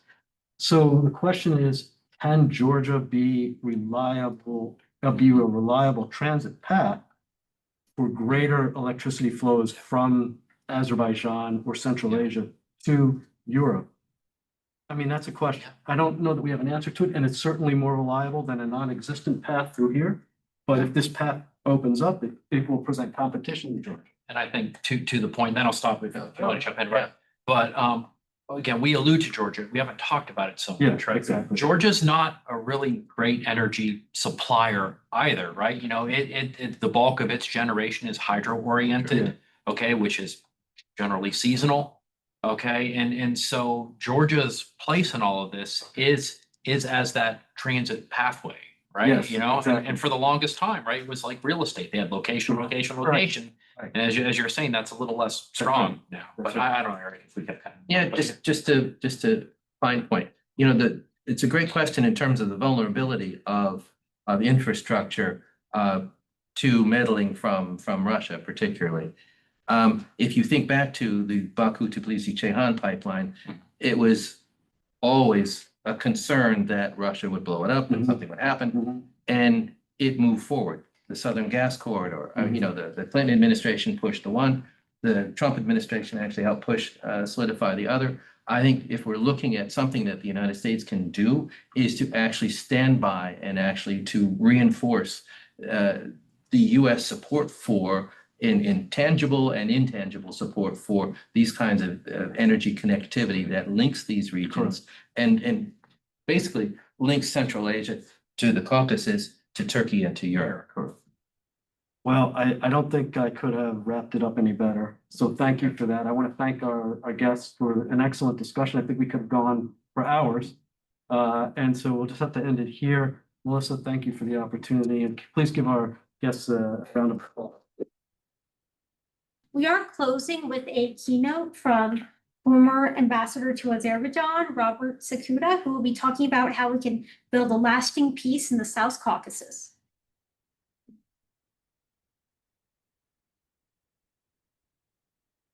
Well, good afternoon. Thank you all. Thank you, Melissa, for the introduction. And I also want to thank CEO Mark Menzies and his team for inviting me to participate here today. I'm in a sense going to be speaking a little bit sort of out of the way I would normally talk. I tend to be more happy as the energy geek and getting into all of the things we're talking about this morning. But I'm going to be actually going to be a little bit different level. And it has certainly been great. It was great to be able to listen to the conversations this morning and to sort of hear what the experts were saying. What I'm going to try to do is build on what was said this morning, so build on where that was going, and look at where the US has been regarding the South Caucasus, and then put forward some ideas as to how we might proceed in order to see developments move in the direction we would like to see them go. Many of these ideas will be in the energy space. This is USDA, after all, but I want to suggest some actions too in the non-energy. And I look forward to your questions and comments challenging the ideas I put forward, because I find that basically the Q&A comment section is usually the most interesting and valuable part of these presentations. But the key point is that the United States needs to stay involved in the region and needs to be visible in doing so. Azerbaijan and Armenia certainly want visible US engagement, and many in Georgia do as well, despite the current Georgia government's dalliance with the Kremlin. Washington cannot forget that Moscow, Tehran, Beijing all are now and have been pursuing active, visible engagement in the South Caucasus. For too many years, we have done less than we could to bring peace to the region and to recognize and advance American interests there. Now, there are some important new dynamics in the region and America's relations with it. And at risk of giving away the ending right here at the start, my point is we need to actively, energetically build on the August 8th White House meetings. And that effort is not going to be something we can do quickly and then move on. I'm going to start off being a little bit harsh, but I need to know that for a number of reasons, we left ourselves open to charges, certainly regarding Azerbaijan and Armenia, that we left a key regional issue, the conflict between Armenia and Azerbaijan, on the back burner for far too long, when it was a front burner issue for the countries involved and when it was an opportunity for Kremlin meddling. The US policy towards the three countries of the region, as towards other countries that reemerged or emerged out of the former Soviet Union, was that support for the country's independence, sovereignty, and territorial integrity, as well as for steps to boost their economic prosperity, the application of rule of law, and improving human rights. These were the areas that we focused on. The United States was extremely engaged in the South Caucasus country on all of these issues in the 1990s, including in efforts to help resolve the dispute between Azerbaijan over Karabakh. Rightfully, I think there was a realization that allowing that conflict to continue threatened the realization of the vision of a post-Cold War Europe, free, whole, and at peace. In April 2001, President Bush said that peace in the region was a top US foreign policy priority. Real progress, however, failed to materialize. In other issues, especially the fight against terrorism and the fallout from 9/11, took precedence, including in our dealings with the three South Caucasus countries. 14 years later, in 2015, when I presented my credentials to President Aliyev and took up my post as US Ambassador to Azerbaijan, the Karabakh issue was pretty much on the back burner as far as Washington was concerned, a problem to be managed largely by the OSCE Minsk group rather than resolved. American attention in 2015 in the region focused on a triad of security, energy, and human rights. The South Caucasus was and remains today important geopolitically, situated between Iran and Russia. Brzezinski called Azerbaijan the cork in the bottle in terms of the role it, and frankly, the whole of the region played in terms of access to and from Central Asia and beyond. During my time as ambassador to South Caucasus was a strategic air route between Europe and the North Atlantic and Afghanistan, a part of the world where precursors and other technology could leak into Iran's nuclear program, where drugs and other contraband could flow, where we saw active, robust support in the fight against Al-Qaeda, Daesh, and other terrorist groups.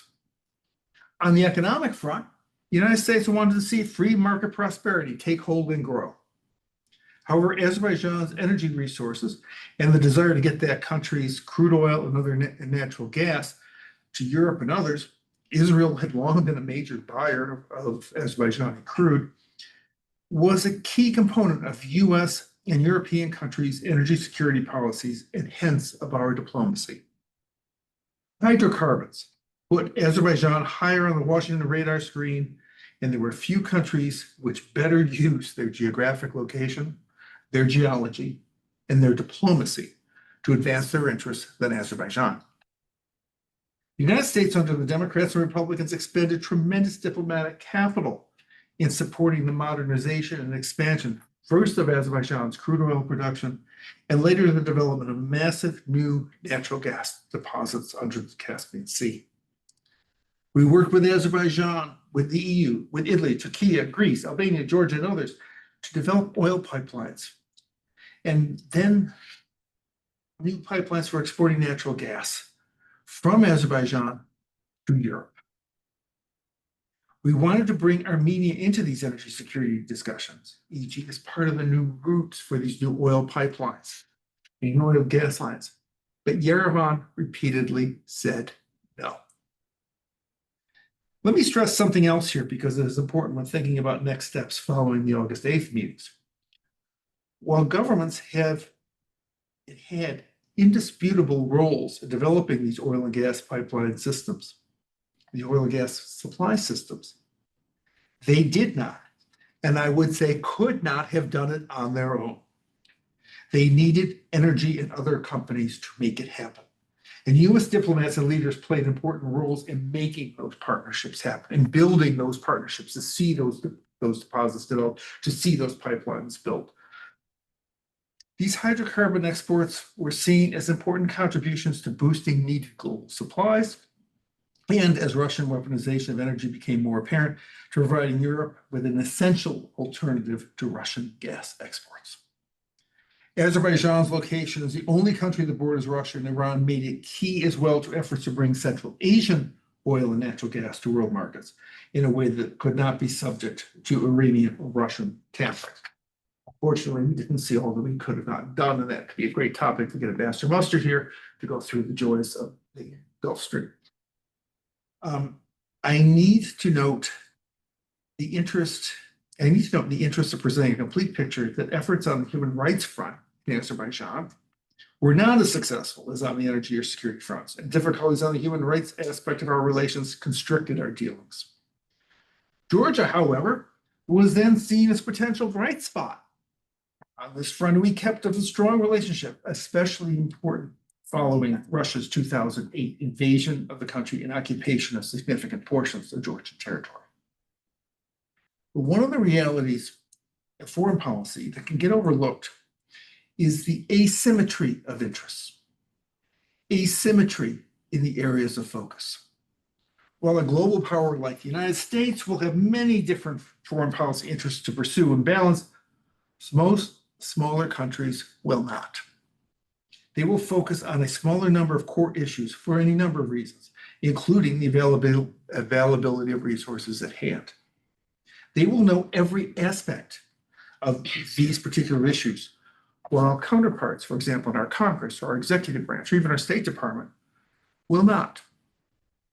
In concentrating on a smaller number of key issues of direct import to them, they can feel, and sometimes do, and frankly often do, feel frustrated as Washington keeps talking to them about any number of a multitude of other points, pressing them for actions on issues of less immediate relevance to them, and thereby coming across as intentionally, or at least unintentionally, downplaying issues of keen direct import to them and to their citizens. Karabakh is a textbook example of this imbalance and what it can produce.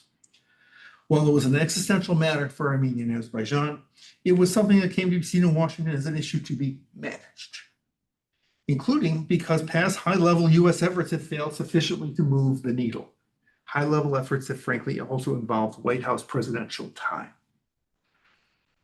We wanted the two sides to come to a peaceful solution as to whom would control the disputed territory, one that would allow ethnic Armenians and Azerbaijanis to live together peacefully and to prosper. However, neither side was ready to let that happen. Their population saw the issue as something core to their national identity and to their future. The Karabakh issue was highly emotional, both in Azerbaijan and in Armenia, and one where its governments and others often fanned anxieties and hatred.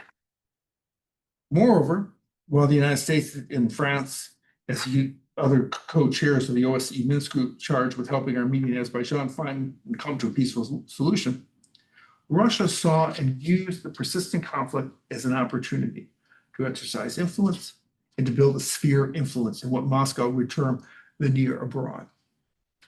Azerbaijani and Armenian intransigence did not help. In 2001, after a series of meetings that seemed to be close to yielding a peace agreement, including meetings with President Bush and each of his Armenian and Azerbaijani counterparts, the deals fell apart, leaving a bad taste in the mouth of U.S. leaders and an ability for the rest of us to kick the idea upstairs to the Oval Office of, hey, I think we could do something. A later effort by then Secretary Clinton to broker a deal between Turkey and Armenia fell apart. And one of the reported reasons for this breakdown was strong Azerbaijani opposition, which would have led to domestic political problems within Turkey. After all, a statement one often hears in the region regarding Azerbaijan and Turkey is one nation, two states.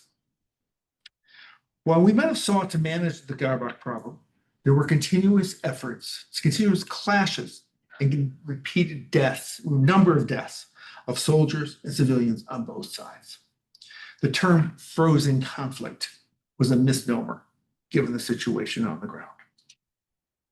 The ongoing conflict once again became a full-scale war in 2020, which ended in Azerbaijan regaining much of Karabakh, along with all of the surrounding Azerbaijani districts Armenians had taken and occupied since the early 1990s.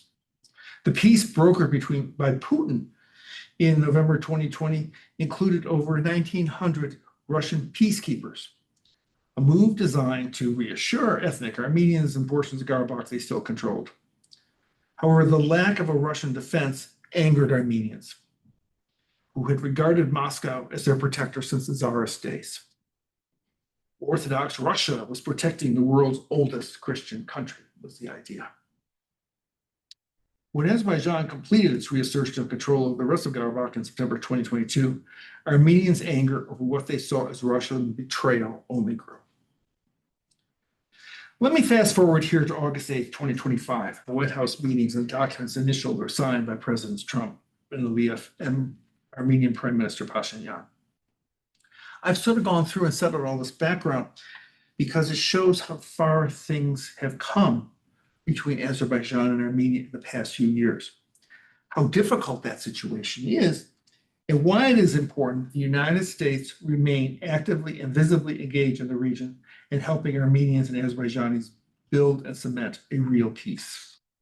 The August 8th meetings and agreements made in the White House are important breakthroughs, but they are not the end of the story. Nor did the August 8th agreements, while a definite achievement for the new Trump administration, occur only because of its efforts.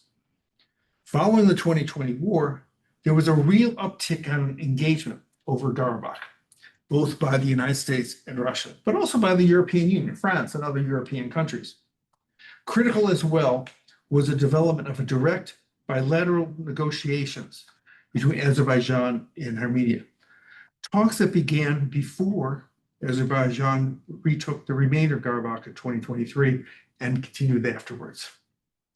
These bilateral negotiations started by the two leaders of Armenia and Azerbaijan, carried out at senior levels of their foreign ministries, were helped along by the United States, including by the direct involvement of then Secretary of State Blinken, and they completed most of a text of a peace agreement between Baku and Yerevan.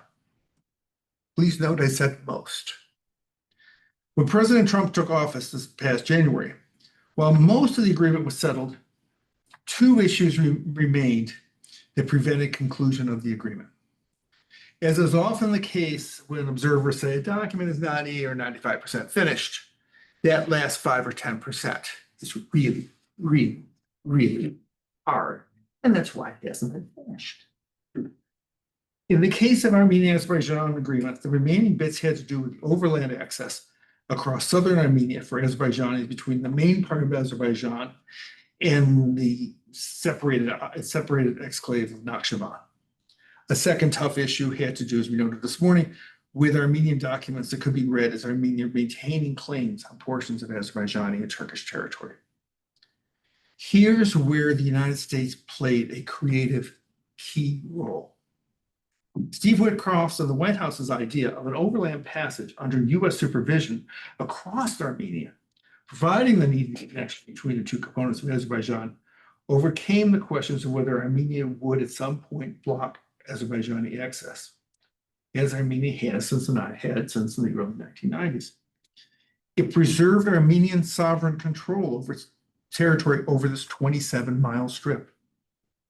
And it brought the United States into the region as a beneficent actor in a concrete way. Moreover, both the Azerbaijani and Armenian leaders were very happy to have meetings in the White House, something that had eluded them for years.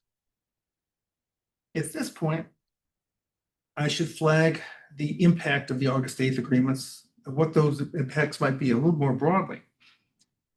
As I noted, Russia often used the Armenia-Azerbaijan dispute as a means for exercising and perhaps expanding its influence in the South Caucasus.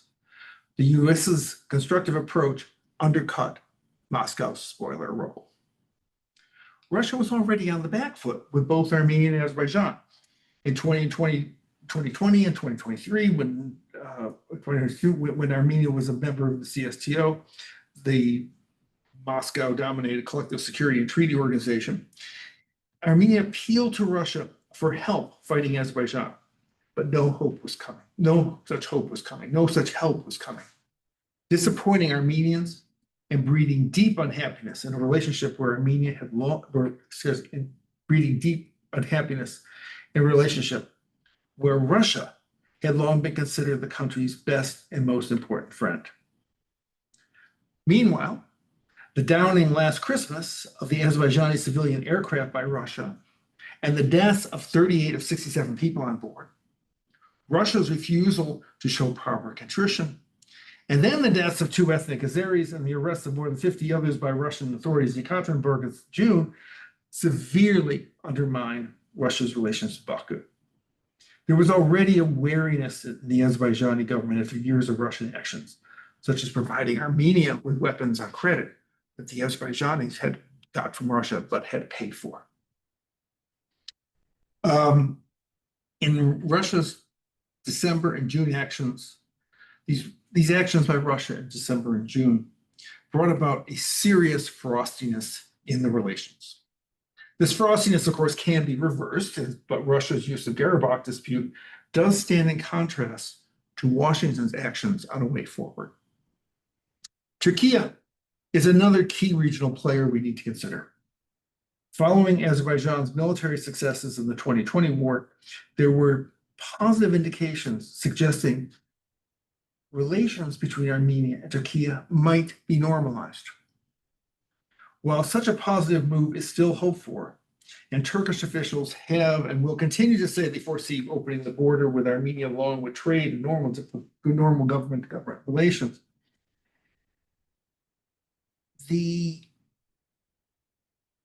this progress on realizing this advance in the relationship is really, every time you talk to Turkish officials, it really comes down to them saying, yes, we want to do this, but we're waiting for Azerbaijan. We're waiting for that go ahead. There is a desire by Turkey, or wariness by Turkey, to not be seen as undercutting Azerbaijan's ability to move forward in its negotiations with Armenia. But there's certainly an understanding in Ankara that normalization will be beneficial to themselves and frankly to the region. Then there is the question of Iran. The Islamic Republic of Iran has long played a negative, if quiet, role in the region. There have been Iranian efforts to spark separatist feelings in the southern part of Azerbaijan since the country regained its independence in 1991. There have been instances of Iranian efforts to radicalize the majority Shiite population of Azerbaijan. Baku has depended on an agreement with Iran to facilitate overland truck traffic connecting Nakhchivan with the rest of Azerbaijan. At the same time, there are perhaps 30 to maybe as many as 35 million ethnic Azeris living in Iran, a significant figure in a country with a total population of 88 million. Some of those ethnic Azeris are people very high in the government, including perhaps the supreme leader. This situation has resulted in a certain wariness in the relations between Azerbaijan and Iran. However, in recent years, Iran has made open overtures to Armenia, especially in the years following Azerbaijan's regaining control over Karabakh and the adjacent territories that Armenia had occupied. Baku's relations with Tehran have at times become openly testy. One thought is that Iran looks to counter the growing Turkish influence in the Southern Caucasus and Central Asia. Another charge, one that comes from friends of Baku, is that Iran has been using Armenia as an overland route for illicit trade and fears Azerbaijani transport and other activity across Armenia's southernmost province will disrupt that trade. While perhaps a bit off topic, I should also note at this point that statistics for trade with all three southern countries suggest there may be routes for Russia to obtain goods that the United States and others have sanctioned following Russia's aggression against Ukraine. So next steps. So right now, and following the August 8th meetings, key outstanding items include ratification, peace agreement that President Aliyev, Prime Minister Pashinyan initial, and realization of the road, rail, and possibly energy connection across Armenia between the two integral portions of Azerbaijan, and as we know this morning, ideally beyond the Turkey and Central Asia, and to East Asia and South Asia beyond. What are the steps that should be taken? The first and foremost is that the United States needs to stay engaged, and that engagement has to be visible to the people of the region.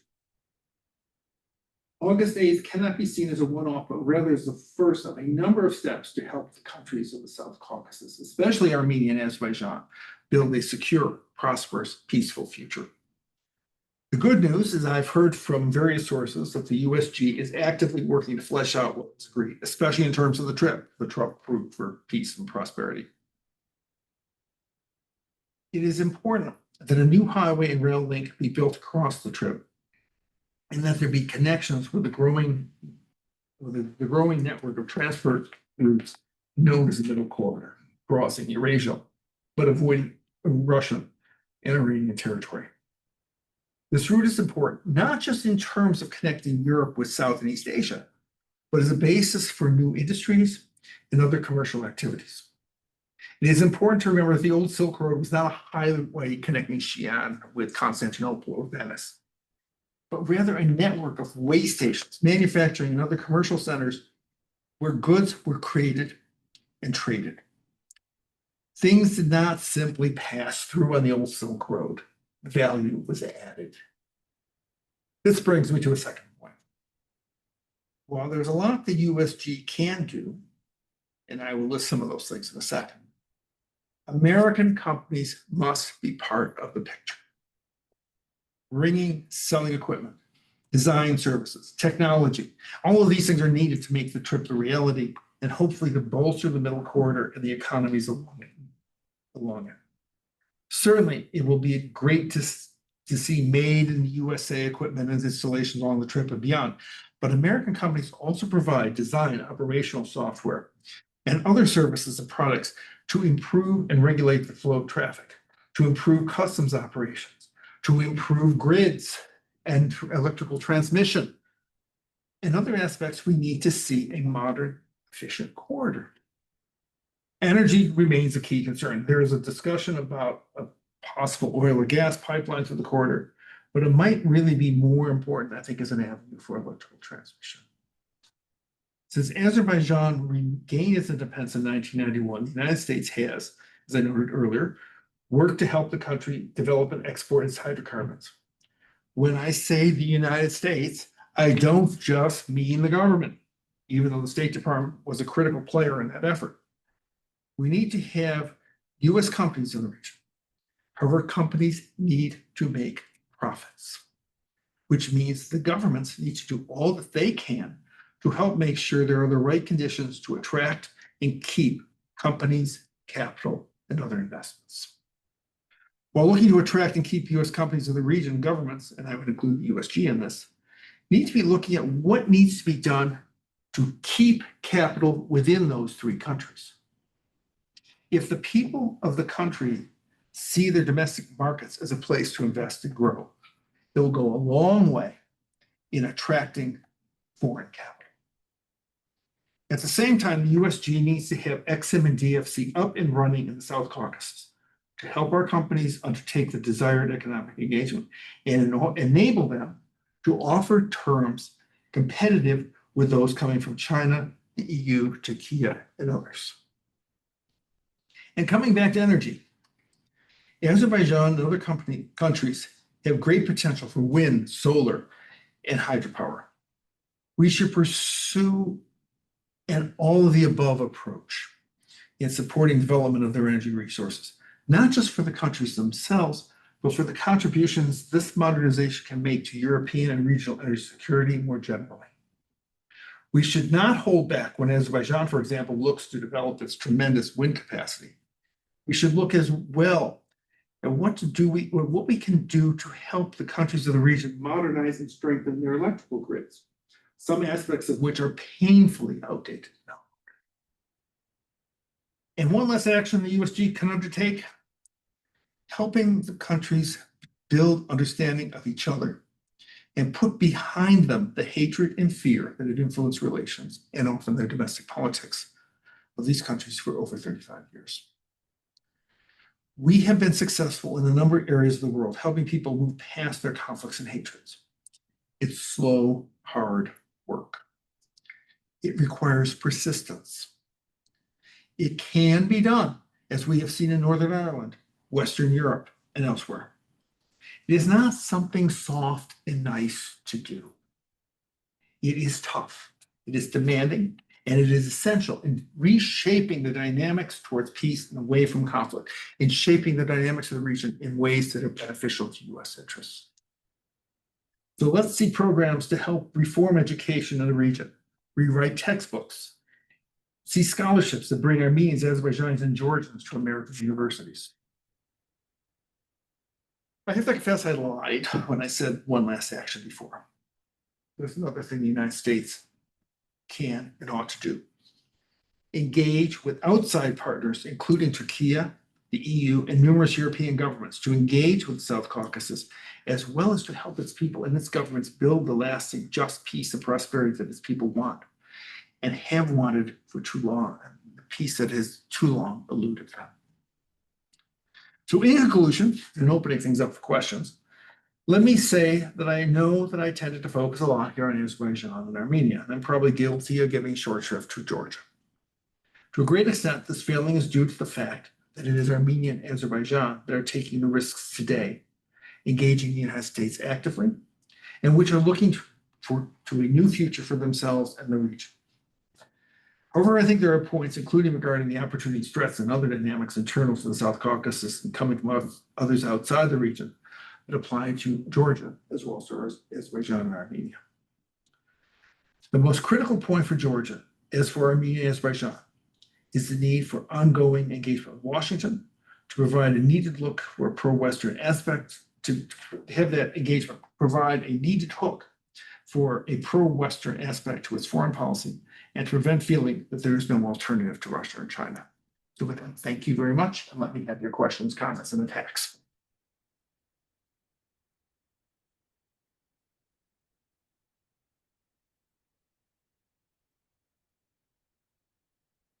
I think you solved everything.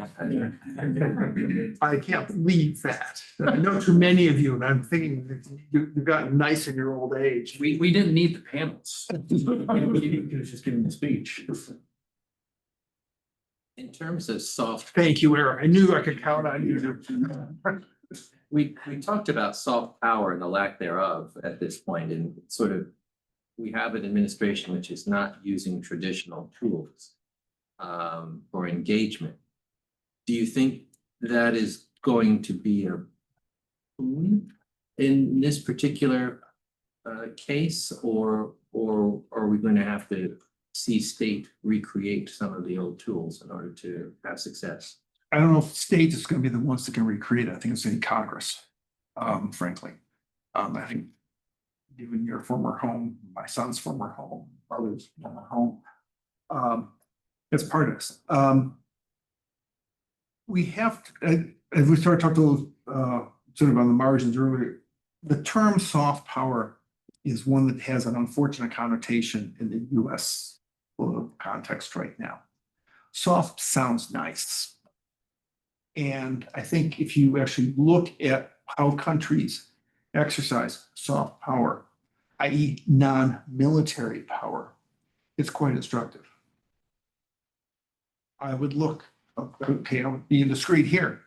The UK's, the King Charles's invitation to a second state visit to the UK.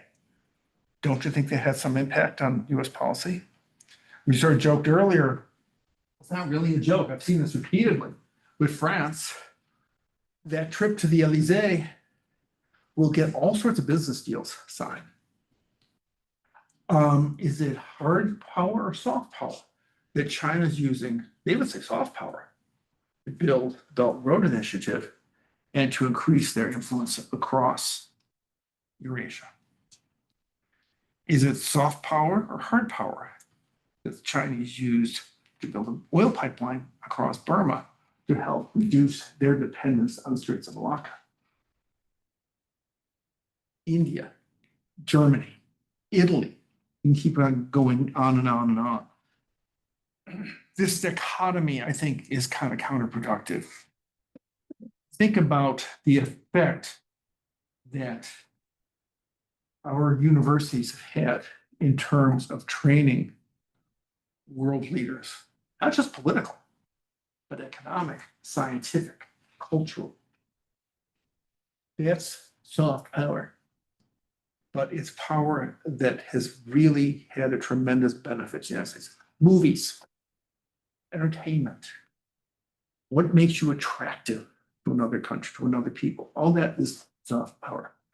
You convinced me. I mean. Yeah, but I mean, actually, I'm kind of riffing on this because I'm trying to think about trying to convince people in the White House, because I think that's the problem. Do we have the tools now? Yeah, I think we do. And now I would like to see back groups in the foreign policy establishment. I will use that term, whether it's state or other agencies or the recreation of other agencies or whatever it is we do, that can exercise that will make a point of English language training, scholarships, youth exchanges, financing, coming up with the money for track 2, track 1.5, diplomacy. It's often not a big amount of money. It sure is, tiny compared to an aircraft carrier or, planes and F-35s and all the other things we talk about. But they have a huge benefit. When I was posted in Vienna, actually the time to follow the wall, a new cabinet came in and every member of the Austrian government had been on an exchange program in the United States. Now, President Xi was as well, so it doesn't always go the way you yes, sometimes we've all had a bad trip overseas, too. But you think about that. And so, I mean, I come back and think, I think that August 8th is an important step, but it's a step on a road. And I come back again to this point, which I saw, my wife saw, when we would go out and visit schools in Azerbaijan. And the little kids would stand up and they'd recite for the ambassador in English, their lesson, which usually had to do with Hojla, with Armenian atrocities. And my counterpart in Yerevan said, I get the same thing. So those kids are now adults. When you look at the average age in population in all three of those countries, was it 2/3 at least have to have been born 1990 or later. They don't remember the Soviet Union. It's like us, our parents going on and on with the Depression and the war. It's like, oh God, please, stop. They don't remember that. They don't remember this idea that you'll get in Azerbaijan of Armenians and Azeris, Georgians, whomever else, all living happily together in Baku. They don't. They remember Hojla. They remember up to maybe 1 million people displaced. That's what they remember. Armenians remember being told the Azeris are Turks and they're going to do to us what the Ottomans did 100 years ago. That needs to be countered. And that's a role that we can play. I like your characterization of the agreement as American beneficence. And I'm wondering, how do we bring Georgia into this conversation and to make sure that it doesn't feel left out and it remains in the Western orbit, because it seems that it gives the Russians another opportunity for meddling in the Southern Caucasus. If you go through it. Yeah. No, I think it requires a couple of different thoughts. I will confess, I don't know Georgia as well as I do Azerbaijan and Armenia. I think part of this goes back to that same point, and Eric, CPC, you guys have written about this repeatedly, the need for those high-level visits, the need for people to do outreach. And sometimes, you want to go to the country where they like you and things are going the right way. And sometimes you got to go to the place that doesn't like you. And you're going to have to sort of find that approach to sort of be seen as trying to build that bridge. Now, as someone who was in the Foreign Service head class ahead of two guys who you might have seen in the movie Argo, and who spent a good chunk of his 40 years in the State Department dealing with Gaddafi, Saddam, and the Ayatollahs. 2 out of 3, you know. I realized that it's going to require persistence, and it ain't going to necessarily be easy, and it'd be downright dangerous. But I think, the Georgians are not in that category. We can go back and sort of work to rebuild that relationship. And I think it's important to sort of be saying, this I think becomes a harder piece in terms of this administration, that a European vocation is not a bad thing. And that's something, again, I mean, it gets into a lot of things that are going on. I mean, outside the government, so I can speak as a taxpayer. That we need to see Georgia, like Moldova, like Ukraine, doing what they want to do. We're not telling them go join the EU. But if you think you're better, having stronger links with Europe, go for it. And need to recognize that Russia is playing a game against us, if not an outright war against us. I mean, wars are not necessarily fought anymore with just guns. We need to recognize that. And Georgia is, I think, one of those battlefields. And we need to be creative. That's what diplomats are supposed to do. They're supposed to be, thinking in strange ways, and they drive people nuts because they start coming with all sorts of questions, and weird angles that you want to try to play.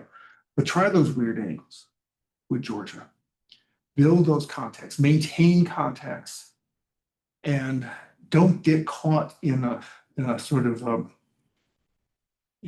think sometimes we get overly, we like somebody too much. Then when they go, we get upset. Well, you've got to be a little more calculating, perhaps. And that might be what we need to be doing with Georgia. But I think, again, reach out. There are a lot of Georgians who want to have stronger ties with the US. Reach out to them. A lot of, and then also explain why this is in Georgia's interest.